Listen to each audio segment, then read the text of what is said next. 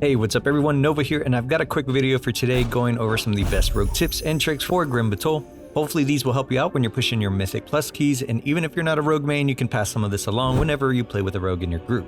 So we're going to move through the dungeon starting with the first dragon mob pack. You should hopefully know by now that you can LOS the cast on the wing knockback, but you can also use your Cloak of Shadows here to stay in without losing any DPS uptime. Moving on to the first boss, you can actually vanish or shadow meld the rock circle drops, and you'll essentially skip that mechanic for that set, and your group will only have 2 spikes to deal with for the round of rocks. This probably lines up better with Assassination for improved garrotes, but if you time it right, you can do your opener and then right when you get the first set of rocks, vanish to reapply improved garrote, while you also immune off the telegraph. Then for the second set, if you're playing Night Elf or have multiple vanishes, you can do the same as well, which pretty much gives you full uptime through those first few phases.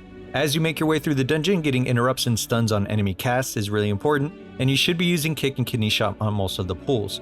If you're talented into the AoE blind in the rogue tree, you can also use this as a group interrupt, and it doesn't remove your bleeds off the target, so it's a really solid quick AoE interrupt as well. Another thing to keep in mind is if you're talented into Shiv, you can dispel enraged enemies, which will help cut down on the amount of damage your group is going to take.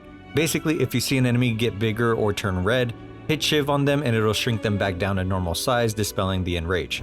For the second boss, there's really nothing special here except stack with your group to bait the Molten Cleave into a specific direction like a wall to give your group plenty of room to work with, and this is kind of random, but for affixes like Xal'atath's Bargain, Oblivion, where you have to soak the orbs, you can actually get the orbs while stealth and it won't pull you out, so for any orbs that might be too close to non-stealth seeing mobs, you can go grab them for your group, whereas if they grabbed it, they would probably pull the enemies. As we move towards the final boss, you'll have the Corruptor packs, and using any of your defenses like Crimson Vial, Cloak Feint, or Hero Talented Evasion can help your healers out here if you're targeted.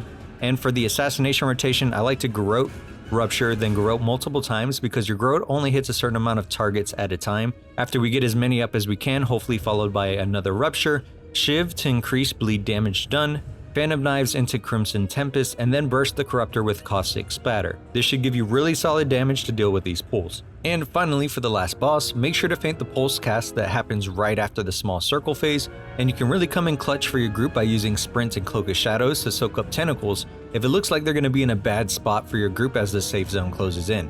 You'll basically make these go away, frees up room for your group. If your group is handling the tentacles pretty easily, then you can use your Cloak of Shadows for some of the other damaged intense areas to help your healers on, just make sure that you guys stay alive. Grim Batol is one of my favorite dungeons so far, and hopefully this helps you out in your keys. If you have any more secret tech for rogues, drop those in the comments to help each other out. I have more Mythic Plus videos on the way soon, and thank you so much for watching. I will see you in the next one.